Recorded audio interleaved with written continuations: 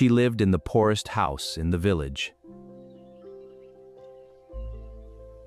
In a small village in Nigeria where the roads were dusty and life was simple, there lived a young girl named Amina. Amina had nothing. She lived in a small mud house at the edge of the village. When it rained, water would drip from the roof.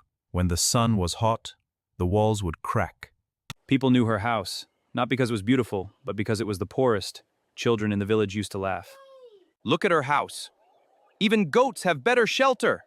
Amina would hear them, but she would say nothing. Because she understood something early in life. Her situation was not her future.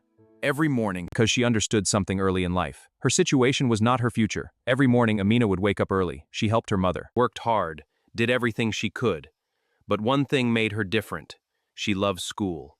Even when she had no books, she found a way. Even when she had no light, she studied in darkness. Even when people doubted her, she believed in herself. Years passed. Nothing around her seemed to change. The mud house was still there. The struggle was still there. But inside Amina, something was growing. Knowledge, strength, vision. One day, everything changed. Amina got an opportunity, a scholarship, a chance to leave the village and chase something bigger.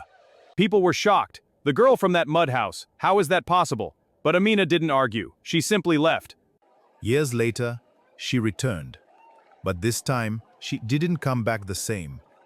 The girl from the mud house had become a successful woman, confident, educated, respected. People gathered, watching, whispering.